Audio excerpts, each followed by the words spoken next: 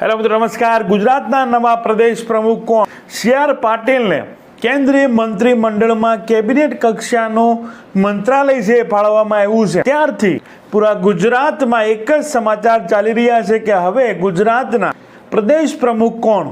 કેશુબાપાથી લઈ નરેન્દ્ર મોદીથી લઈ વિજય રૂપાણીથી લઈ આનંદીબેન પટેલથી લઈ અને ભૂપેન્દ્ર પટેલ સુધી ક્યાં પ્રદેશ પ્રમુખ રહ્યા છે? અને હવે આ વખતે પ્રદેશ પ્રમુખમાં ક્યાં સમાજને પ્રાધાન્ય આપવામાં આવશે? શું ઓબીસી આવશે, ક્ષત્રિય આવશે કે પટેલ સમાજ આવશે?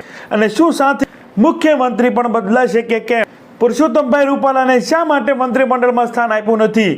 શું તેને ગુજરાતમાં કંઈક મોટી જવાબદારી આપવા જઈ રહી છે ભારતીય જનતા પાર્ટી? કે પછી વર્ષોથી કોળી સમાજ છે મુખ્યમંત્રીની માંગણી કરી રહ્યું છે કે હવે ગુજરાતમાં મુખ્યમંત્રી પણ બદલી રહ્યા છે ને નવા પ્રદેશ પ્રમુખ પણ આવી રહ્યા છે?